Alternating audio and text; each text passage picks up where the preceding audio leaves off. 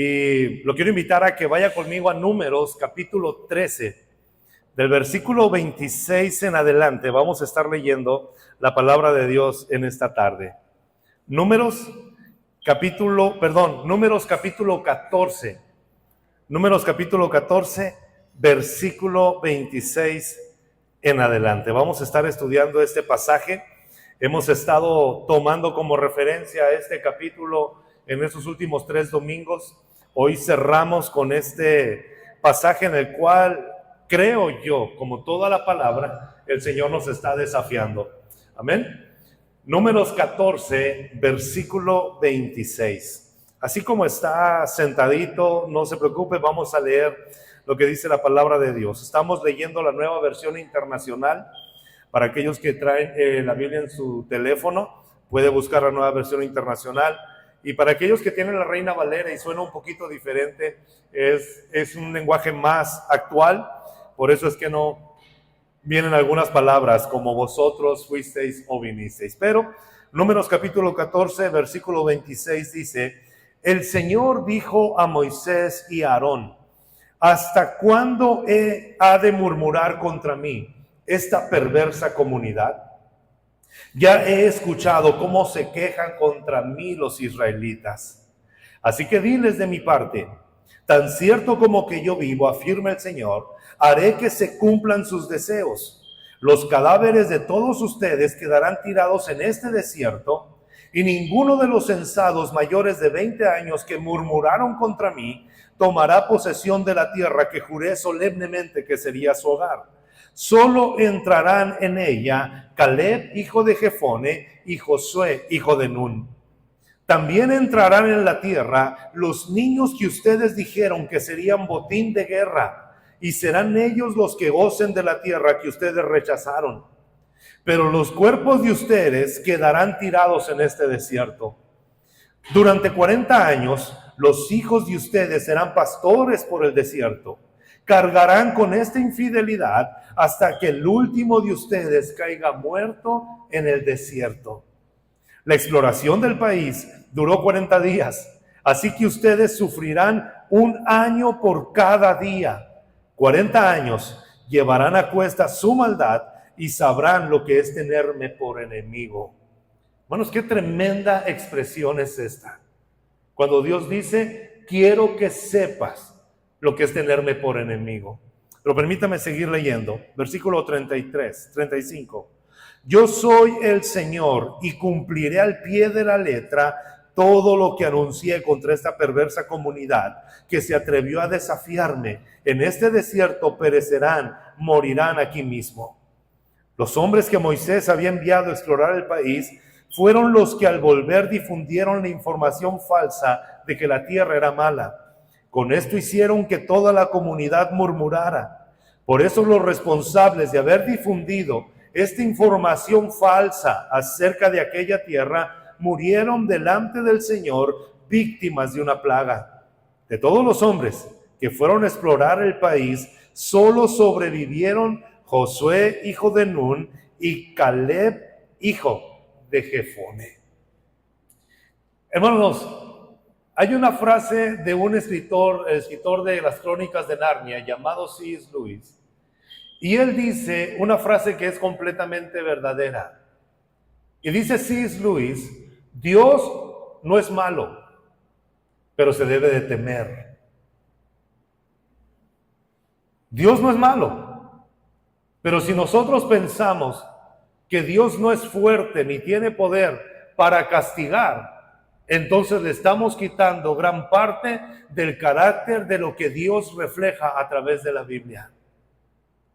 Y este pasaje, por más desalentador que suene, y más para la gente que lo estaba recibiendo en ese momento, nos da 3 verdades llenas de esperanza y que espero en el Señor, que aún en medio de esta palabra tan fuerte y tan dura, el Señor nos pueda traer esperanza, consuelo y aliento como Él siempre lo hace. Josué y Caleb, que se mencionan 2 veces en estos versículos que leímos, eran 2 espías que iban también con los 10 espías pesimistas que empezaron a desanimar al pueblo de Dios. Cuando ellos vieron la tierra, dijeron, es una tierra de bendición, es una tierra que fluye leche y miel, es una tierra como Dios nos lo prometió, pero ellos empezaron a decir, es imposible entrar a la tierra, los gigantes son muchos, las murallas son muy altas y entonces no vamos a poder entrar. Pero Josué y Caleb dijeron, sí podemos, porque Dios está con nosotros y no está con ellos. Y si Dios se agrada de nuestra vida, podremos conquistar la tierra prometida. Y los únicos que entraron a la tierra prometida fueron Josué y Caleb. Vale la pena tener una actitud diferente ante las promesas de Dios. Es que yo soy realista y sé que no podemos. Es que Dios me ha prometido tantas cosas y yo sé que nunca me lo va a dar. Es que Dios bendice a otras personas, pero yo sé que a mí no me quiere bendecir. Y nuestra mente empieza a trabajar de tal manera que empezamos a ver las circunstancias y pensamos que Dios nos ha abandonado. Pero Josué y Caleb no estaban viendo las circunstancias, se estaban moviendo por las promesas de Dios, por lo que sabían y por lo que creían. Ellos tenían esta convicción, si Dios es por nosotros, ¿quién contra nosotros? Si Él está conmigo, podemos salir adelante. Josué y Caleb nos recuerdan y nos dicen, preocúpate no por las circunstancias, preocúpate por agradar a Dios, porque si tu vida es agradable delante de Dios, Él derribará a los gigantes, Él tumbará las murallas y Él te llevará a la tierra que Él te ha prometido. Era la actitud diferente. Y gracias a esta actitud, a esta convicción de Josué y Caleb, ellos y sus hijos pudieron entrar a la tierra prometida. En este pasaje que acabamos de leer, quisiera compartir primeramente 3 grandes verdades de cuando Dios nos castiga. Cuando desobedecemos a Dios, cuando no estamos haciendo las cosas como Él quiere que las hagamos, cuando le damos a Dios el segundo lugar en nuestra vida, siempre en su misericordia, Dios habrá de castigarnos o disciplinarnos. Quizás sea algo que no nos guste escuchar, pero la palabra de Dios nos dice que Dios castiga y Dios disciplina. Y como vamos a entrar en un terreno muy sagrado, escuche bien, ¿sí me está escuchando bien? Si a alguien le está yendo mal en la vida, si hay puertas que se están cerrando, o hay situaciones en las cuales tú no entiendes, no siempre es un castigo de Dios. Cuando tú veas que a tu hermano o a tu hermana las cosas no están saliendo como tú pensabas o ellos planearon, tampoco somos llamados a tratar de descubrir si ellos están en pecado, si están siendo castigados o están siendo formados. Ahora escuchen muy bien, porque muchas veces Dios toma un vástago de los que están pegados a la vid verdadera que es Cristo, y es un vástago que está dando fruto y está trayendo bendición, pero dice el Señor Jesucristo, mi Padre que es el labrador va a podar muchas veces esa rama. ¿Para qué? Para que dé más fruto. Pero en todo momento, cuando estamos caminando hacia la tierra prometida, Dios va a formar en nuestra vida a través de la disciplina lo que nosotros no podemos formar y lo que a veces nosotros ignoramos. Así que en este tiempo, cuando me está yendo mal en la vida o estoy pasando por el desierto, muchas veces no es que Dios me está castigando, pero la evidencia sí es que Dios está formando su carácter en cada uno de nosotros. Nadie sabe si está en el desierto porque Dios lo está podando o porque lo está castigando. Si es por pecado o es porque Dios desea que pase. Solamente la persona que está en el desierto. ¿Sí me escuchó bien? Si hay pecado, el Señor te va a llevar de tal manera a confrontarte y a humillarte delante de Él.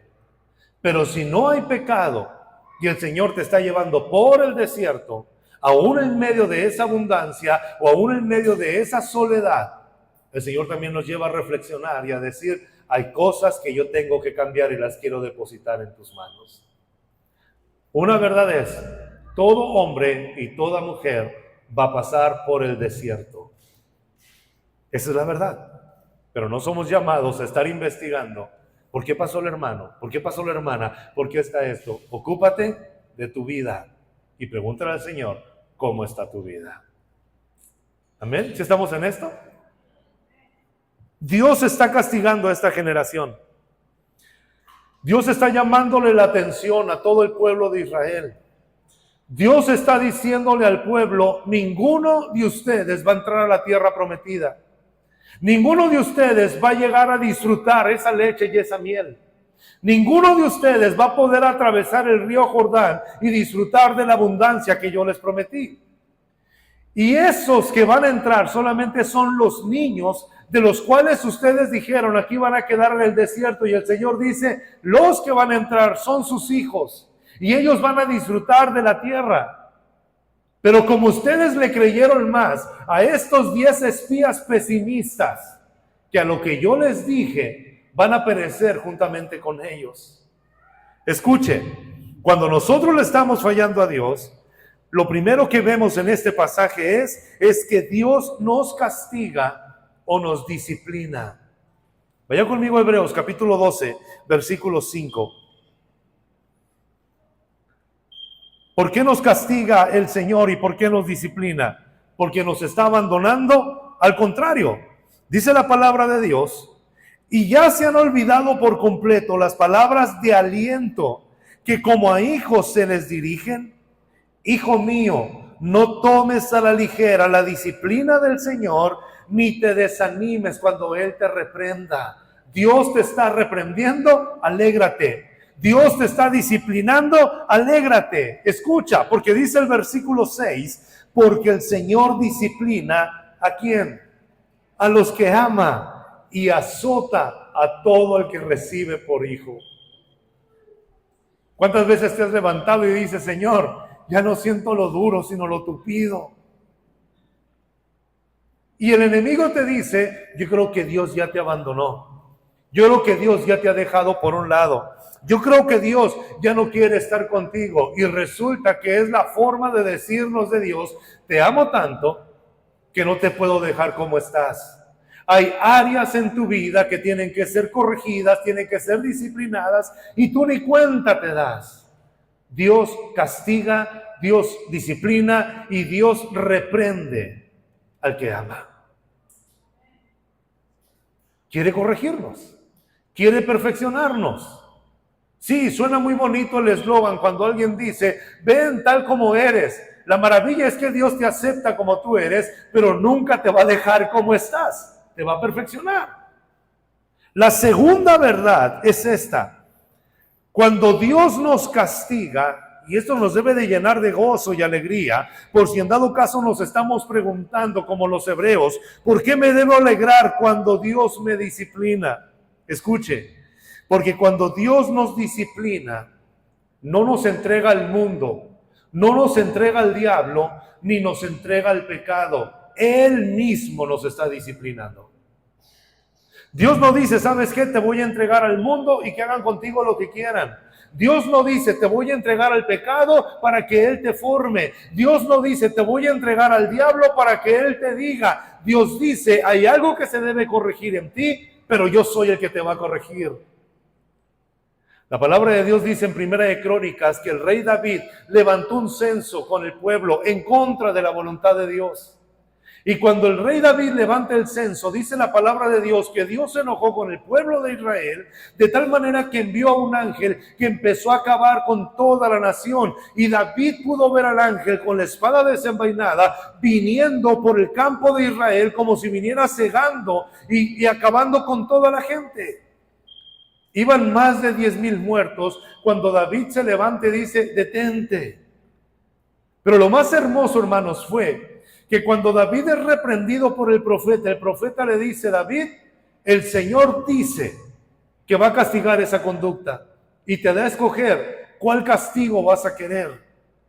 3 años de hambre en el cual sufrirá todo el pueblo, o 3 meses en manos de tus enemigos donde todas las naciones vendrán y atacarán a Israel, o 3 días en las manos del Señor. El castigo es irremediable, ya viene. ¿Y sabes qué dice David? No puedo elegir 3 meses en manos de mis enemigos. Prefiero 3 días en las manos de Dios, porque sé que Él es grande en misericordia y sabe hasta dónde puedo soportar. Y efectivamente, el primer día que el ángel saca la espada y viene acabando con toda la nación, David va, se pone delante de Dios y clama por misericordia. ¿Y sabes qué hace Dios? Dios se mueve en misericordia, detiene al ángel y se acaba el castigo. No fueron 3 días, fue un día, porque la misericordia de Dios es más grande que nuestros errores y la misericordia de Dios siempre va a ser más grande que nuestro dolor. Tenemos que comprender que cuando Dios nos castiga, cuando Dios nos disciplina, no nos está entregando al mundo, al pecado o a Satanás. Él mismo nos está disciplinando. Nosotros somos padres que disciplinamos a nuestros hijos desde pequeños, con la vara, y los corregíamos. Y cada vez que los corregimos, siempre les decíamos lo mismo: prefiero corregirte yo aquí en la casa a que te corrijan en la calle. Porque yo te voy a corregir como papá, que te ama, que te cuida y que sabe hasta dónde puedes soportar.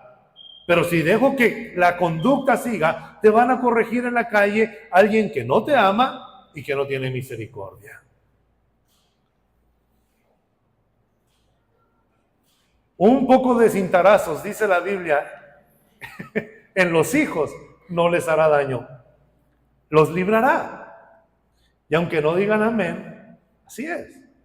Si fuera en este tiempo, no quiero dar ideas, pero quizá diría la Biblia, si les quitas el wifi y el celular durante 15 días, no les va a pasar nada.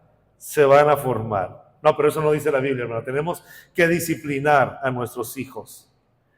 Cuando Dios castiga, no nos entrega a otros. Él mismo es quien nos castiga. Vaya conmigo, Deuteronomio capítulo 29, versículo 5. Esta es la misericordia de Dios. El pueblo está bajo la ira de Dios. 40 años van a pasar en el desierto. 40 años van a durar caminando en vueltas sin entrar a la tierra prometida. Y en lo que encuentra este pasaje de Deuteronomio capítulo 29, versículo 5,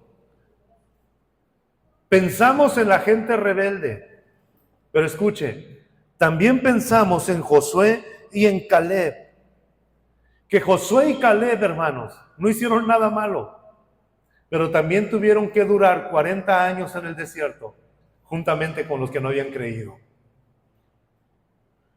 Y nunca renegaron, nunca se quejaron, siguieron teniendo una actitud saludable y diciendo: yo no hice nada malo, pero si Dios nos está llevando por el desierto, vamos a caminar juntamente con nuestros hermanos. La actitud que confía en Dios no hacía sentir superior a Josué ni a Caleb, sino los hacía sentir parte del mismo pueblo. Y si Dios está con nosotros, vamos a avanzar estos 40 años. 40 años en el desierto, castigados, pero Dios no los abandonó. Esos 40 años en el desierto, Dios les estuvo enviando maná del cielo. Esos 40 años en el desierto, Dios les estuvo proveyendo agua cuando tenían sed. Esos 40 años en el desierto, Dios les estaba enviando codornices para que se alimentaran. Esos 40 años en el desierto, Dios estaba diciéndoles: aunque tú estás en rebeldía, sigue siendo mi pueblo y yo te sigo amando. Esa es la misericordia de Dios.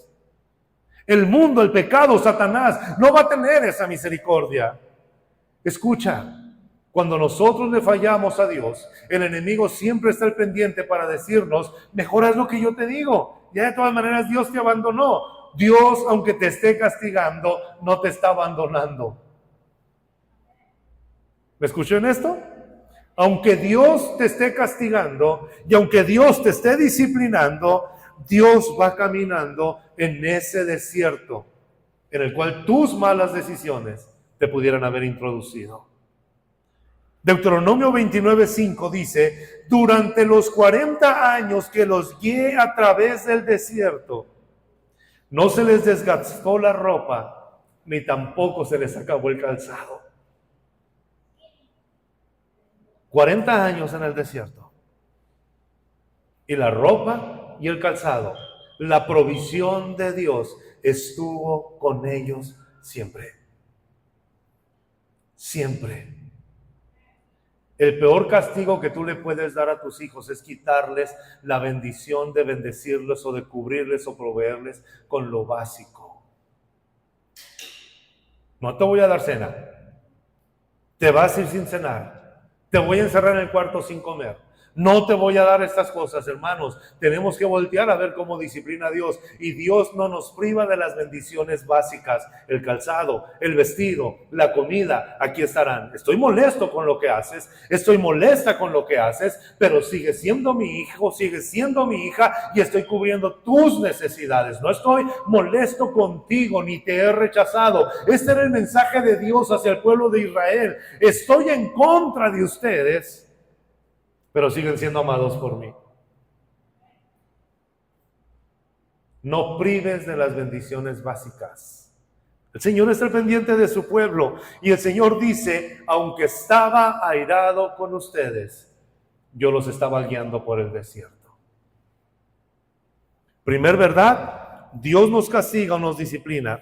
Segunda verdad, no nos abandona ni nos entrega a nadie más para ser disciplinados. Él mismo nos está disciplinando.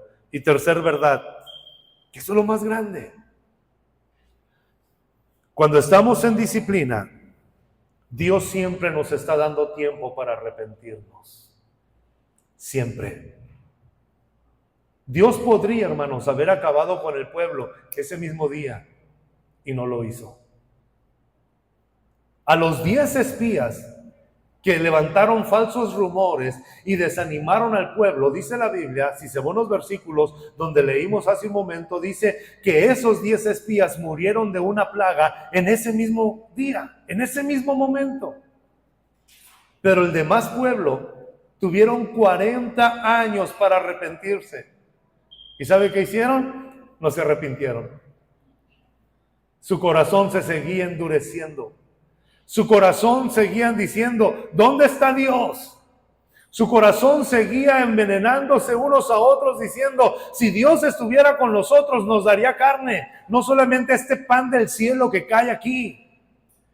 El corazón de esta gente era tan duro que en lugar de decir, no me merezco el maná y no merezco que el agua de la roca esté fluyendo, no me merezco la nube que me está cubriendo en el día, ni merezco la nube, la llama de fuego que me guarda en la noche, ellos decían, deberíamos de tener más.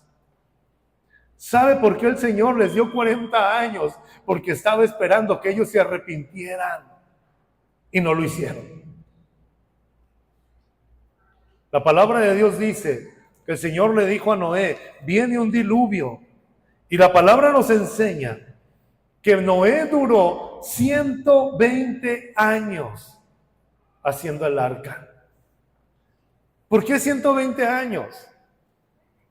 Dios podría haberlo hecho como la película esta fantasiosa donde Dios le habla a Noé y en la mañana cuando se levanta ya está lista el arca.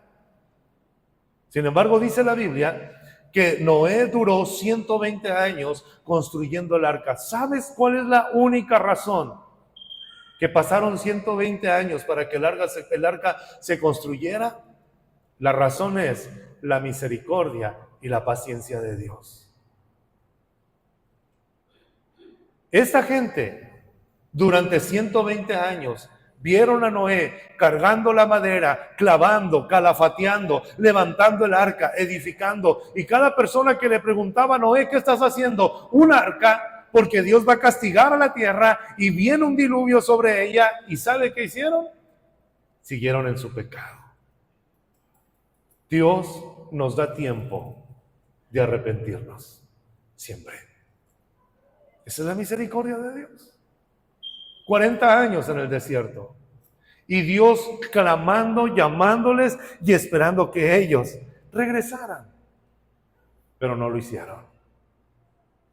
3 verdades que espero no se te olviden cuando el Señor está castigándonos o estamos pasando por una situación en la cual el Señor está formando nuestra vida.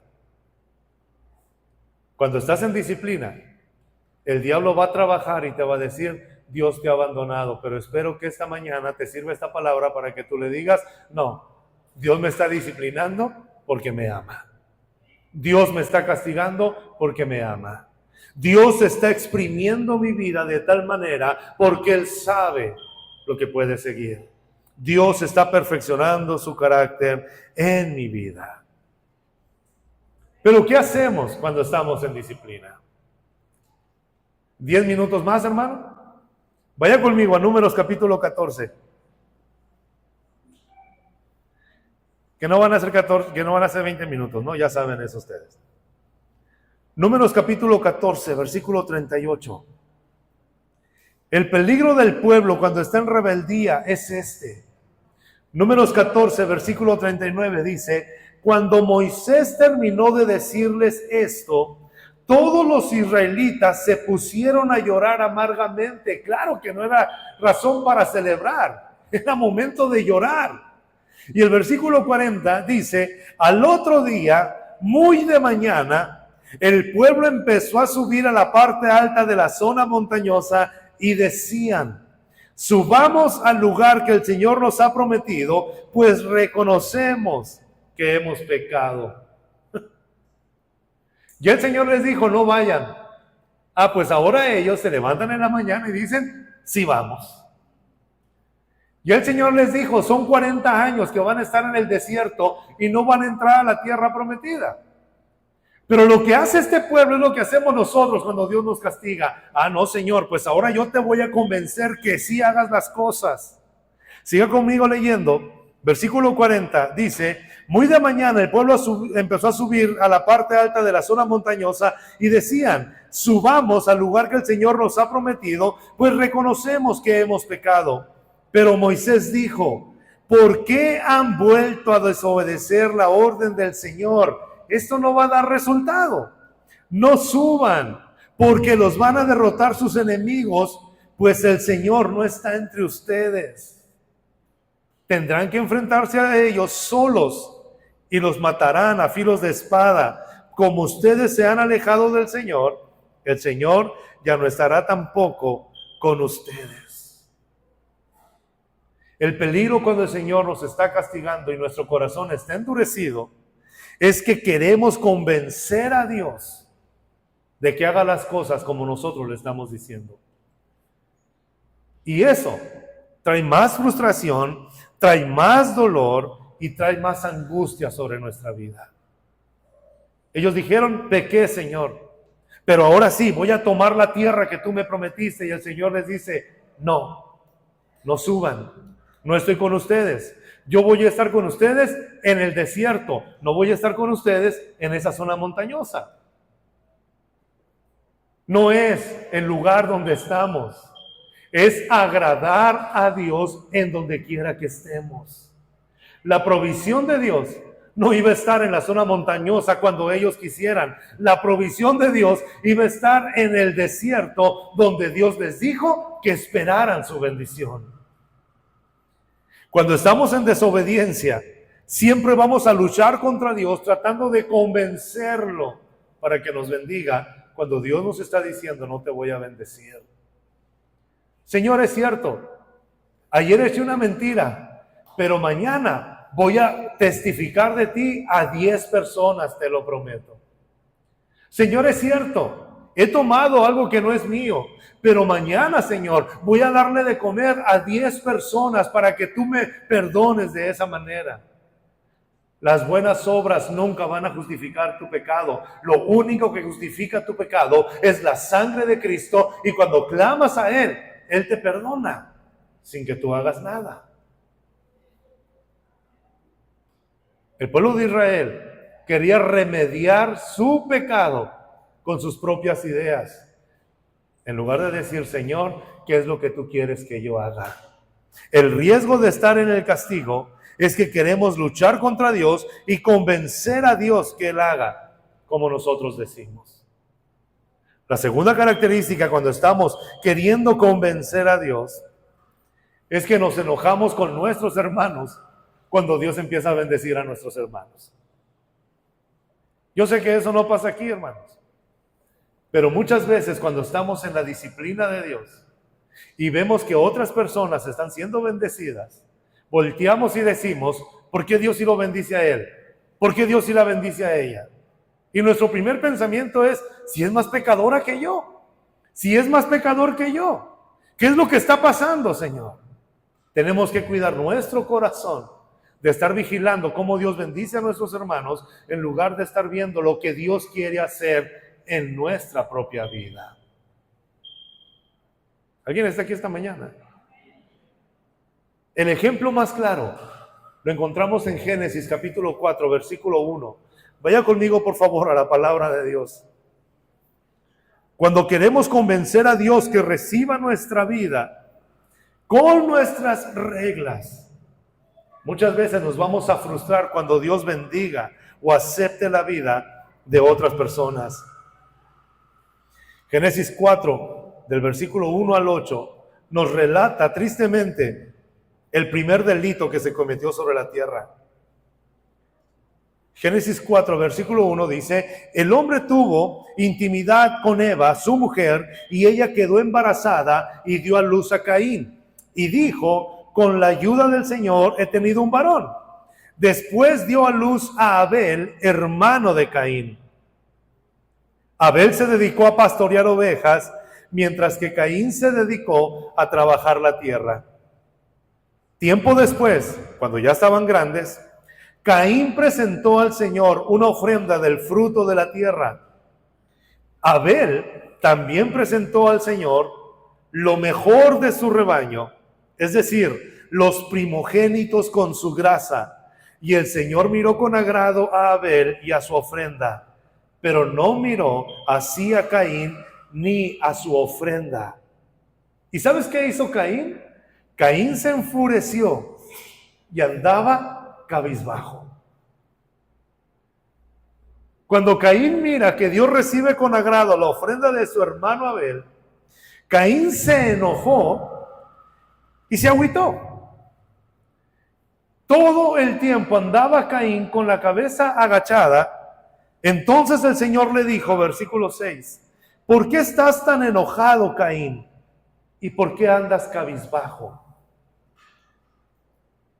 Cuando estamos en el desierto y cuando estamos en situaciones como estas, qué maravilla es saber que aunque tú no te acerques a Dios, Dios siempre te va a estar buscando a ti. ¿Por qué estás enojado? ¿Por qué estás cabizbajo? ¿Por qué vives de esta manera? ¿Por qué te sientes tan mal? ¿Por qué estás triste? Y escuche lo que Dios le dice a Caín. Si hicieras lo bueno, podrías andar con la frente en alto. Pero si haces lo malo, el pecado está a la puerta para dominarte. No obstante, tú puedes también dominarlo. Si tú haces lo bueno, no tendrías por qué andar cabizbajo. Lo que Dios le está diciendo a Caín es, Caín, hiciste algo malo. Hiciste algo que no me gusta. Hiciste algo que no me agrada. Pero Caín, en lugar de preguntarle al Señor, Señor, ¿qué es lo que no te agrada? Caín prefiere enojarse, molestarse y empezar a levantar rencor y amargura contra su hermano que está haciendo bien las cosas. Qué peligroso es nuestro corazón. Qué riesgoso es caminar por esta vida sin tener la dirección de Dios, porque nuestros sentimientos, nuestra perspectiva, nuestra lógica de la vida no es perfecta. Y como dijo el profeta Jeremías, engañoso es el corazón más que todas las cosas. Dios le está diciendo a Caín, ¿por qué estás mal? ¿Por qué te enojas? ¿Por qué andas así? Si estuvieras haciendo lo bueno, no anduvieras así.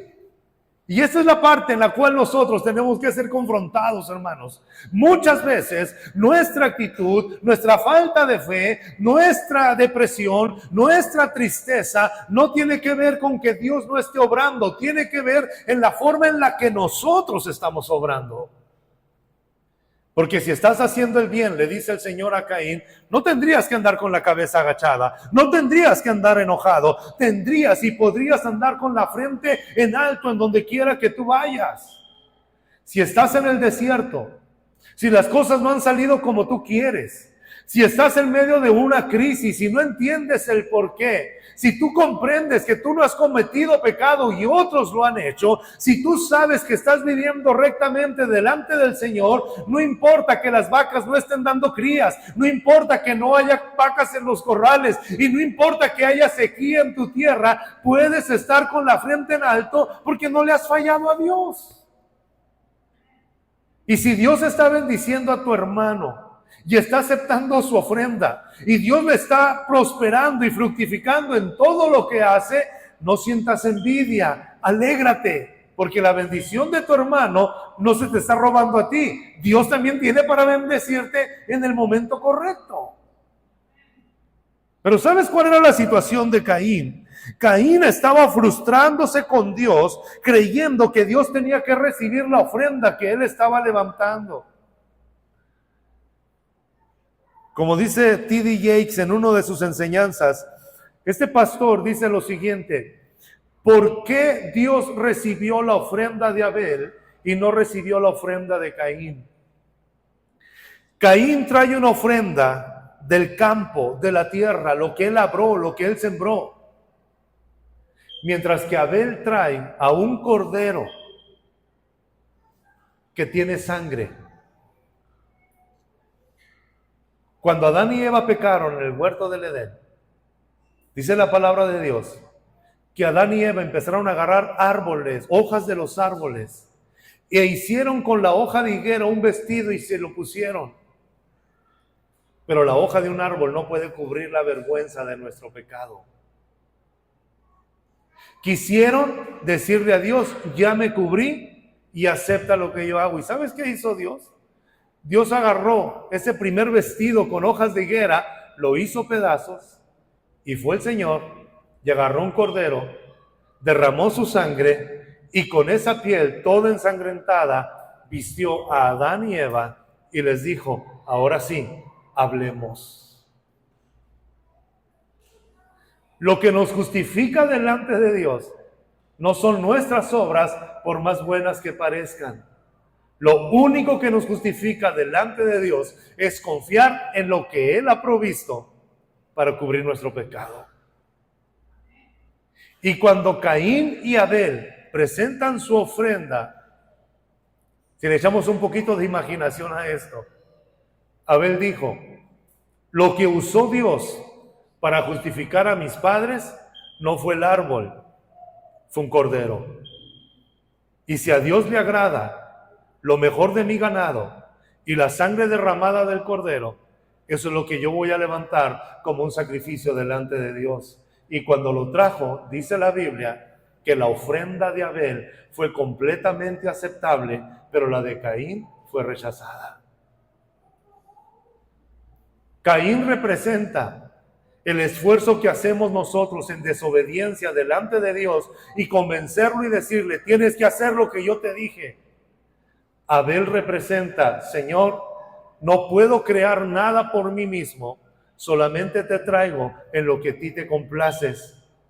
Y qué maravilla es cuando Hebreos dice, sin derramamiento de sangre no hay remisión de pecados.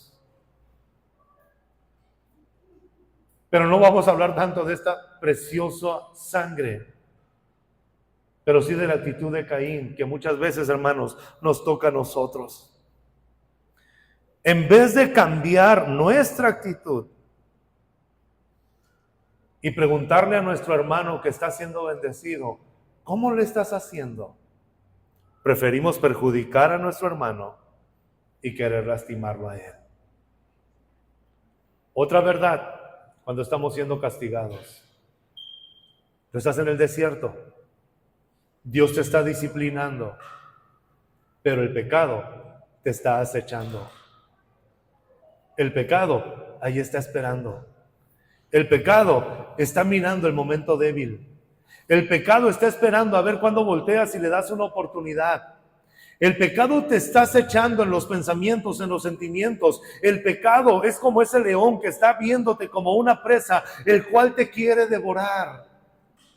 Escucha, ¿por qué es tan importante lo que Dios le dice a Caín? Porque Dios lo quiere librar y le está diciendo, ten cuidado con lo que vas a hacer y con lo que vas a decidir.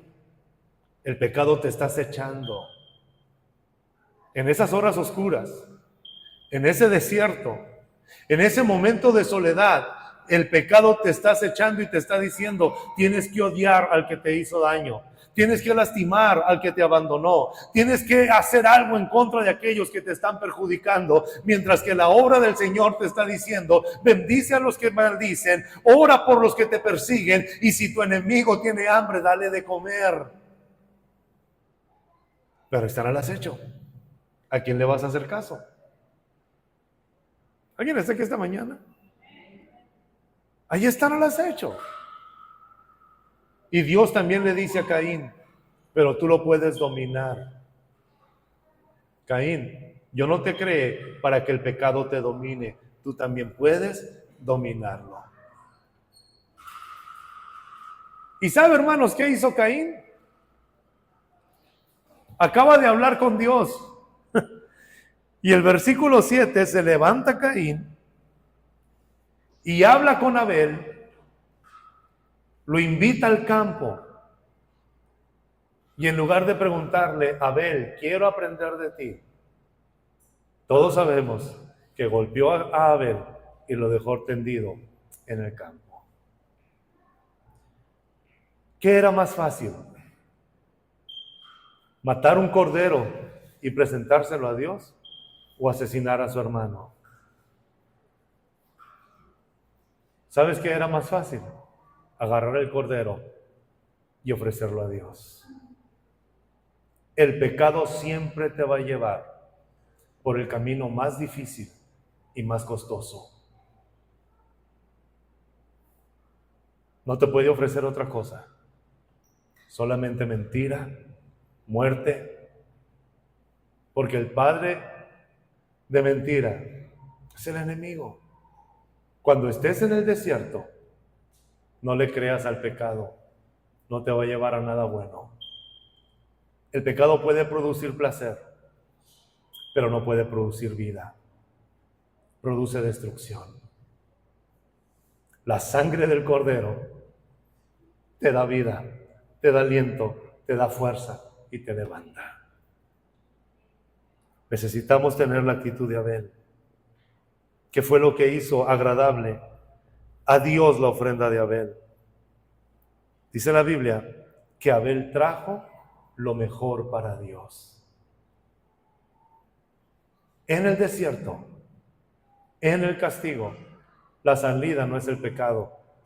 La salida es voltear y preguntar, Dios, ¿qué es lo que quieres que haga?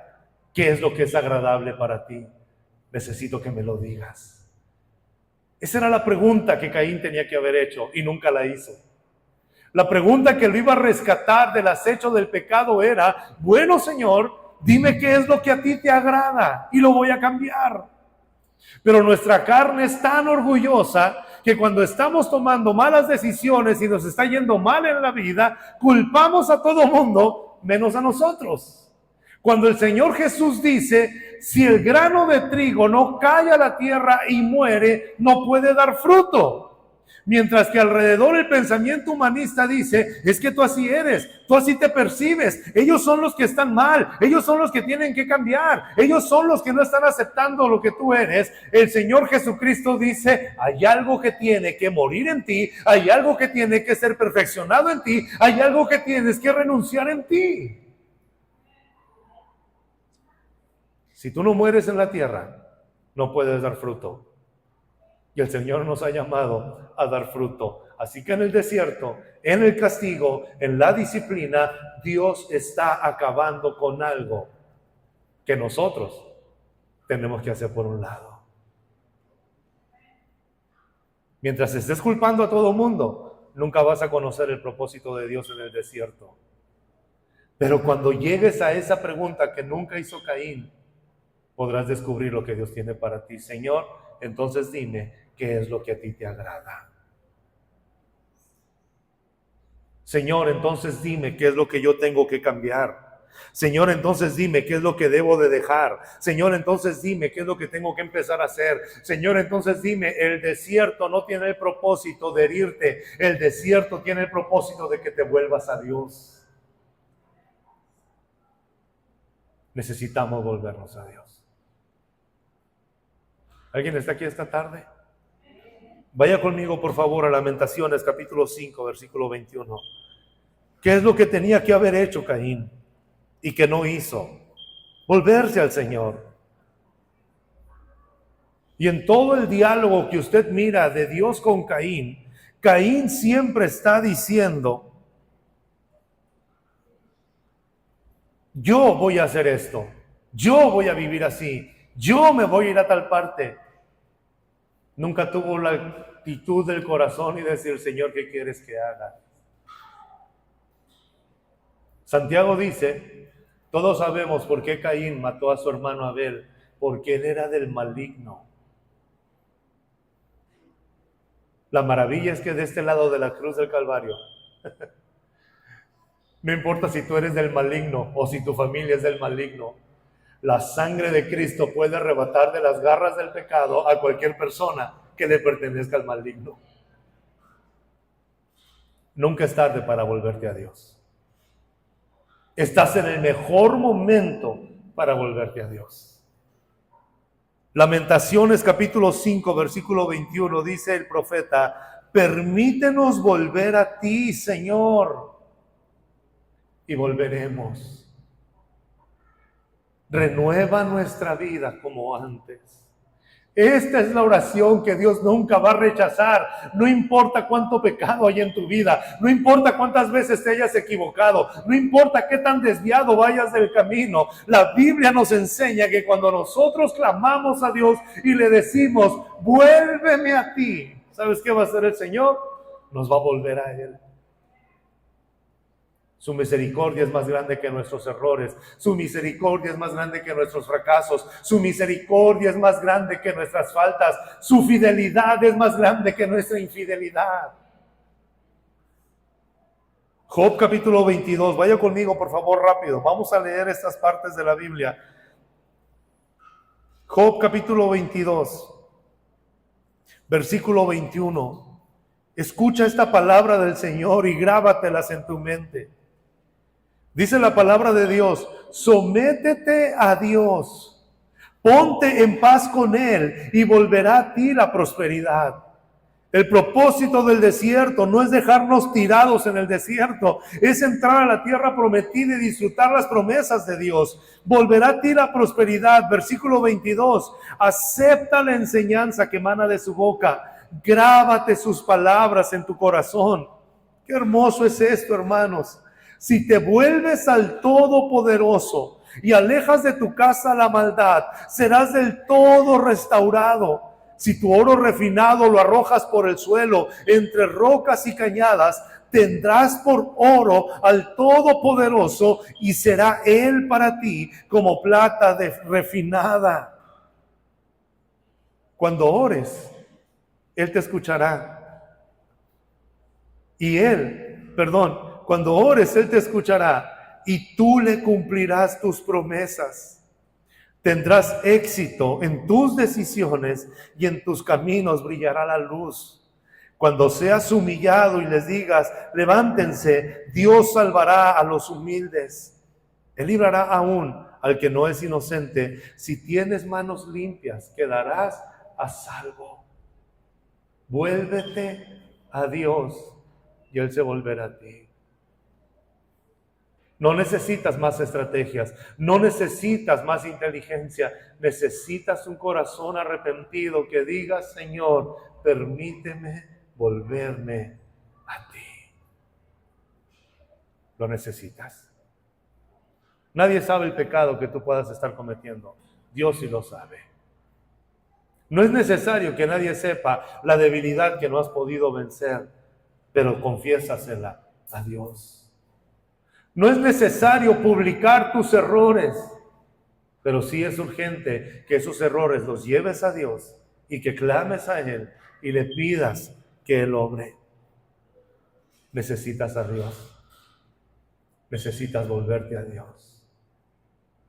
Vaya conmigo a Santiago capítulo 4, versículo 7. Santiago capítulo 4, versículo 7. ¿Qué es lo que nos dice la palabra del Señor? ¿Qué es lo que el Espíritu Santo movió en el corazón de este hombre para que usted y yo fuéramos bendecidos con esta palabra? Santiago nos los dice de esta manera: así que sométanse a Dios, resistan al diablo y él huirá de ustedes. El pecado te está acechando, el diablo te está acechando, el mundo te está acechando. Pero si no quieres caer presa de ellos, sométete a Dios. Versículo 8. Tú dices: soy de Cristo. Perfecto.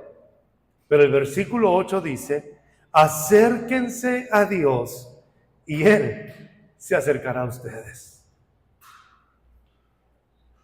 ¿Por qué me siento que Dios está tan lejos de mí? La pregunta no es si Dios se ha alejado de ti, porque Él no se ha alejado de ti. La pregunta es: ¿por qué te estás alejando de Dios en medio de la disciplina, en lugar de acercarte más a Él y hacerle la pregunta: ¿qué quieres que cambie? ¿Qué tengo que dejar y qué es lo que tengo que empezar a hacer? Pecadores, límpiense las manos. Ustedes, los indecisos, purifiquen su corazón. No hay pastor más iluso que aquel que cree que su congregación no está batallando con el pecado. Hermano, es que en la iglesia todos somos tan santos que ya no batallamos con el pecado. Esa es la mentira más grande. Mientras estemos aquí en la tierra, vas a estar batallando contra el pecado. Pero esa es la maravilla de la sangre de Cristo. No te complaces en el pecado. Estás luchando contra el pecado. Y hay momentos en los cuales el pecado nos puede vencer. Por eso Santiago dice: ven de nuevo al Señor, acércate a Él, límpiate las manos, purifica tu corazón en la sangre del Cordero, porque nada te puede limpiar. Versículo 9. ¿Alguien está aquí esta tarde? Santiago no se mide en las palabras. Recuerdo que en una ocasión me invitaron a predicar a un lugar y estábamos predicando y de repente me dice el pastor, iba a predicar algunos días y me dice: bájale un poquito a la predicación, ¿no? Porque hay gente que se puede ofender. No hay problema. No hay problema. No le puedo bajar 2 rayitas a lo que la Biblia dice. Escucha lo que dice Santiago en el versículo 9. Reconozcan sus miserias, lloren y lamentense, que su risa se convierta en llanto y que su alegría se convierta en tristeza. No es que Santiago diga todo el tiempo vas a estar llorando, pero Santiago está diciendo: si hay pecado en tu vida y no te has arrepentido de ese pecado, no tienes razón para celebrar. Reconoce tu miseria, llora delante del Señor y entonces el Señor se volverá a ti. No somos perfectos y Dios lo sabe, pero si el orgullo está ganando en nuestro corazón y no nos permite volvernos a Dios, estamos en riesgo. Pero si nos humillamos delante de Él y confesamos nuestros pecados delante de Dios, Él es fiel y justo para perdonarnos. Versículo 10. Humíllense delante del Señor. ¿Y saben qué va a hacer el Señor? Y Él los exaltará. No trates de demostrarle a Dios que eres fuerte. No trates de convencer a Dios que eres perfecto. No trates de estar sosteniendo una imagen delante de Él. Ven, humíllate y dile: Señor, he fallado. Señor, tú conoces mi caminar. Señor, tú conoces mi sentarme y mi levantarme. Señor, tú conoces mi entrada y mi salida. Señor, tú sabes cómo soy en el trabajo o en la escuela. Señor, tú sabes mis pensamientos y mis sentimientos. Señor, tú sabes todo lo que pueda estar pasando. Pero Señor, hoy vengo delante de ti y te quiero pedir que me ayudes, que me guardes y que me perdones. Vuélvete a Dios. ¿Y sabes qué va a hacer Dios? Dios se va a volver a nosotros. ¿Qué es lo que tenemos que hacer en el desierto entonces? Número 1, reconocer nuestro pecado y decirle, Señor, perdona mi orgullo, porque toda la vida he sido independiente de ti. Número 2, comprometernos a obedecer a Dios en todas las cosas. Abel nos da la clave para una vida que le agrada a Dios. Dale a Dios lo primero y dale a Dios lo mejor de ti. A veces nos frustramos y decimos, ¿por qué el Señor sí bendice a tal persona? ¿Por qué no veo las bendiciones de Dios? Y es tan sencillo como esto. En la mañana nos levantamos, tomamos nuestro café, empezamos en el ajetreo diario de la vida, cumplimos con todas las responsabilidades y en la noche, si tenemos fuerza y tenemos tiempo, clamamos a Dios 2 minutos diciéndole, ay Señor, estoy tan cansado y tan cansada que no puedo leer la Biblia. No le estás dando lo primero a Dios, ni le estás dando lo mejor de tu tiempo tampoco. Llega tu quincena, tu semana o tu mes y empiezas a sacar cuentas. Hay que pagar aquí, la tarjeta de crédito, el agua, la luz y todo. Bueno, me sobró, voy a diezmar y voy a ofrendar. No damos lo primero, ni lo mejor. En lugar de decir, Señor, gracias por tus bendiciones, esto es tuyo. El diezmo no representa solamente el 10%, el diezmo representa lo primero y lo mejor. Esto es tuyo, Señor. Ya lo demás, tú vas a estar conmigo. Planeamos toda nuestra agenda. Solamente nos reunimos una vez a la semana y pensamos, si me queda tiempo, voy a ir a la iglesia. Dios merece y exige lo primero y lo mejor. Eso es lo que Abel estaba haciendo. Y número 3, ¿qué debemos hacer cuando estamos en el castigo? Descansar en las promesas de Dios. No te dejaré ni te desampararé. Solamente te pido que te esfuerces y seas valiente. No temas ni desmayes, porque yo, el Señor tu Dios, estaré contigo donde quiera que vayas. Esta mañana, esta tarde, tienes la oportunidad de volverte a Dios y decirle, Señor, examina mi corazón. Y si hay algo que no te agrada, por favor, muéstramelo. Esta tarde, esta mañana, a esta hora, puedes volverte al Señor y decirle, Señor, perdóname, porque no te he dado el primer lugar en mi vida, ni en mi día, ni en mi tiempo, ni en mi economía. Quiero darte lo primero y lo mejor a ti. Y en tercer lugar, decirle, Señor, abre mis ojos, que cada vez que abra la Biblia pueda encontrar esa promesa que necesito en medio de la circunstancia que estoy atravesando y que pueda mi vida de oración ser tan fructífera que solamente te vea a ti. Dios no te está pidiendo un sacrificio que no puedas hacer. Dios nos está dirigiendo en medio del desierto, pidiéndonos cosas que podemos cumplir y que Él está esperando que nosotros hagamos. Necesitamos a Dios. Necesitamos descansar en Él. Y si necesitamos que el Señor perdone algo en nuestra vida, la sangre de Cristo sigue limpiando corazones y sigue purificando vidas para llevarnos a esa tierra prometida donde Él quiere que estemos. Así como está, oramos. Amado Señor, te damos gracias en esta hora por tu palabra. Señor, que nuestro corazón siempre sea sensible, Señor, a tu voz. Señor, necesitamos tanto de ti. Pero a veces, Señor, el ruido del mundo, el ajetreo, la prisa, Señor, la conformidad y la comodidad nos hacen, Señor, olvidarnos de ti. Pero te damos muchas gracias, porque en tu misericordia y en tu gracia nos sostienes, nos ayudas, nos levantas, nos restauras. Padre, que nuestra oración sea como el profeta Jeremías: vuélvenos a ti. Que nuestro corazón, Señor, sea un corazón sediento por tu presencia. Señor, si nuestra vida de oración se está secando y estás usando este desierto para que clamemos a ti con más fuerza, que lo hagamos.